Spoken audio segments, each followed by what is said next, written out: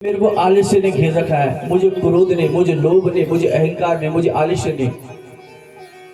तो यदि आपको पता है तो उस अवगुण को शिव बनकर दूर करो। उस क्रोध को सोचो, मैंने किसी और से नहीं, मैंने स्वयं के क्रोध से लड़ना है, स्वयं के लोभ से लड़ना है, स्वयं के अज्ञान से लड़ना है। और जब किसी चीज से लड़ने का प्रयत्न करोगे तो उद्यमे सिद्ध्यन्ति कार्याणि मनोरथा। व्यवहारिक जीवन में जब हम किसी को प्राप्त करना चाहते हैं, किसी भी चीज को, तो वो चीज हमें मिल ही जाती है। आपको कोई चीज प्राप्त करनी हो, हम कहते कि भगवान देता नहीं है। क्यों नहीं देता है? आपको जो चीज चाहिए होगी हम उसके लिए पूरा प्रयत्न, लेकिन हम उल्टे कामों के लिए ज्यादा कोशिश करते हैं, सुलटे के लिए नहीं। तो यदि उल्टी चीजें हमें कोशिश करके मिल गई तो कोशिश करके हमें सुलटी चीजें भी तो मिल सकती है। एक व्यक्ति ने शाम को पीना, उसके बाद दिन भर एक पैसा नहीं है, वो दिन भर ढूंढता मुझे काम मिले, काम मिले, काम मिले, उसको मिल जाती, क्योंकि उसने उस चीज को प्राप्त करने के लिए पूरा दिन लगाया है। तो यदि गंदी चीजें मिल सकती है, तो यदि हम भी अच्छे व्यक्ति को, अच्छे इंसान को अच्छा बनने के लिए दिन भर प्रयत्न करें तो हमें भी अच्छी चीजें मिल जाती है। तो कहा ब्रह्मा, विष्णु और महेश। ब्रह्मा बनकर निर्माण किया, विष्णु बनकर पालन किया और शिव बनकर संहार किया। तो यही है ब्रह्मा विष्णु की जो कथा है, ये स्वयं आप ही हो। आप नहीं ब्रह्मा बनकर, विष्णु बनकर और शिव बनकर, तीनों चीज अगर आप तीनों का महत्व समझ जाओ और तीनों देवताओं को स्वयं के अंदर अनुभूति करने लग जाओ तो जीवन बदल जाएगा। कहा राजन,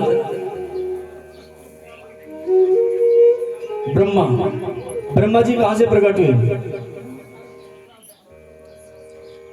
विष्णु, और विष्णु की नाभि से क्या हुआ? कमल।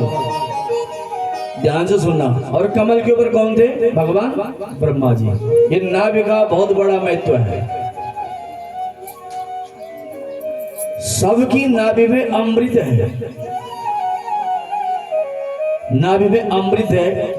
और जो नाभि का मैं तो समझ जाए, कल कह रहा था कि लंबी लंबी सांसें, ओम का यदि हम जाप करते हैं तो हमारा नाभि से, नाभि जो चक्र होता है उसको कहते हैं मणिपूरक।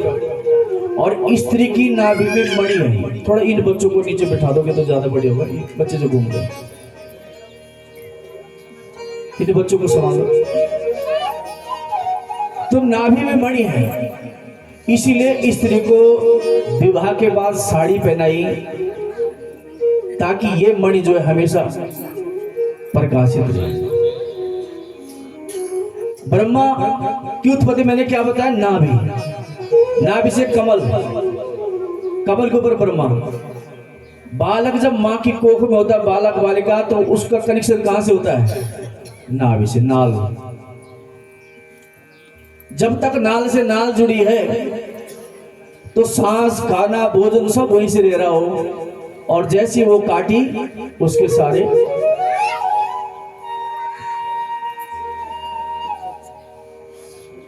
तो नाभि पर मणि है। इसलिए विवाह के बाद साड़ी पहनने का कि नाभि पर जब सूर्य की किरणें लगती है तो उस सूर्य भगवान हमें विटामिन डी देता है। और नाभि पर जब सूर्य की किरणें लगती है तो माताओं को अनेक रोग जो होते हैं संतान के बाद, उन सब का नाश हो जाता है। लेकिन वो कौन सी किरणें? दिन भर की नहीं, केवल सुबह जब सूर्य उदय होता है, लाल रंग।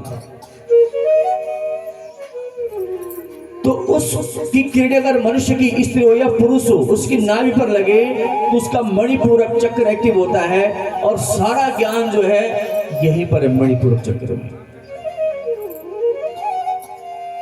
और ये ज्ञान जब मनुष्य को प्राप्त होता है तो ये निकलता रहता है।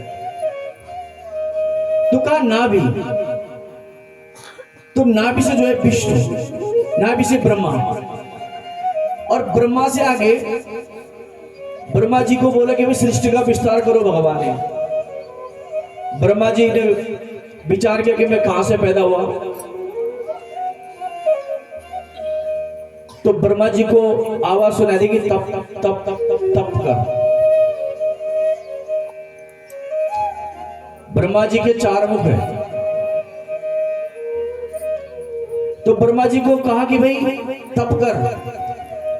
तो ब्रह्मा जी ने काफी साल तक तप किया और कहा ब्रह्मा जी आप सृष्टि का विस्तार करो। तो ब्रह्मा जी ने जो है मानसिक सृष्टि, मन से पहले जो सृष्टि हुई, मन से सोचने से कि मेरी संतान हो जाती थी। तो ब्रह्मा जी ने मानसिक सृष्टि पैदा की। उसमें जो पैदा हुए सनक, सनातन, सनंदन और सनत कुमार, जिनकी कथा मैंने सुनाई थी कि पहला अवतार जिन्होंने ब्रह्मचर्य का पालन किया था। इनको कहा कि सृष्टि का विस्तार करो। तो इन्होंने ब्रह्मा जी को कहा कि हमारी बस की बात नहीं है, ये घर के झंझट में कौन पड़ेगा, इससे सतम ओम नमो भगवती वासुदेवाय का जाप करें।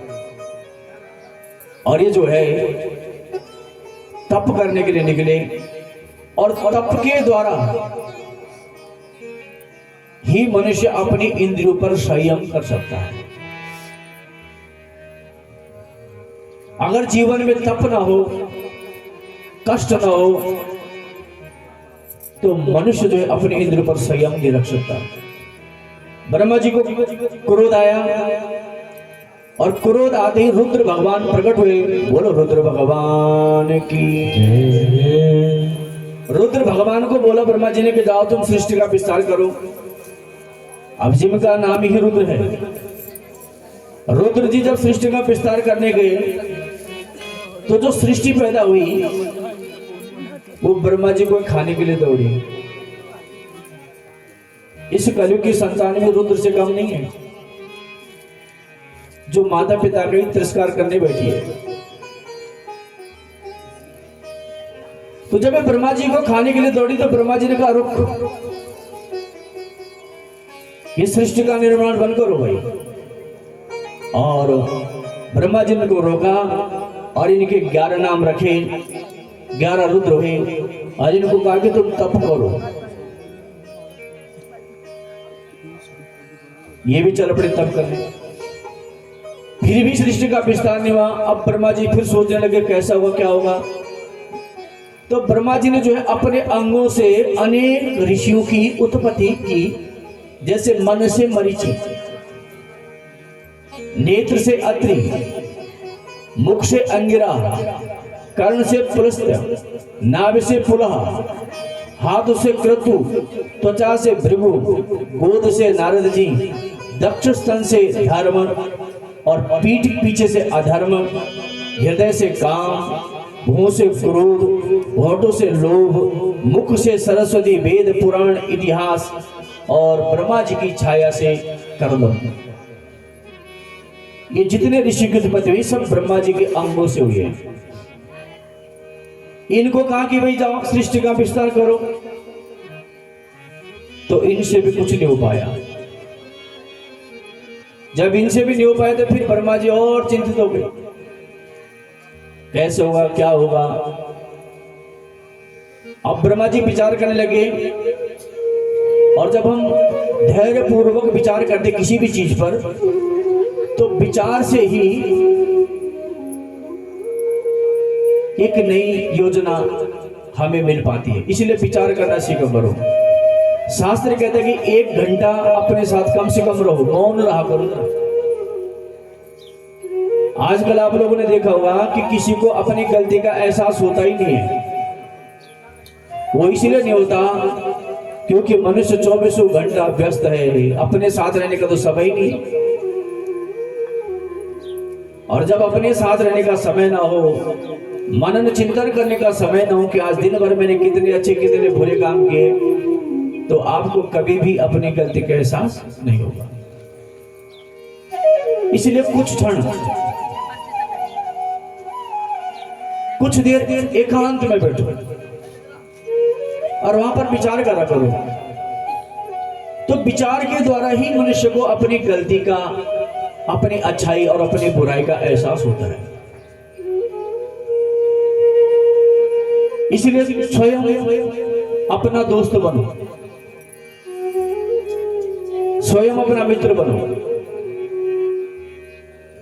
तो ब्रह्मा जी ने फिर विचार किया, चिंतन किया और ब्रह्मा जी ने जो है अपने दाहिने अंग एवं वाम अंग से जो है एक स्त्री और एक पुरुष के जोड़ को पैदा कर दिया। दाहिने अंग से जो पुरुष प्रकट हुए वो थे मनु, और वाम अंग से जो स्त्री प्रकट हुई उनका नाम था शत्रुरूपा, अर्थात मनु शत्रुरूपा। अब मनु शत्रुरूपा का कहा कि भाई सृष्टि का विस्तार करो। अभी जब सृष्टि का विस्तार करने पृथ्वी पर आए तो देखा पृथ्वी पूरी जलमग्न हो रखी है, चारों तरफ जल ही जल है। जब चारों तरफ जल ही जल नजर आया तो ये वापस जो है ब्रह्मा जी के पास गए कि पिताजी पृथ्वी का विस्तार कैसे करें, पृथ्वी तो जो है जल में डूबी हुई है।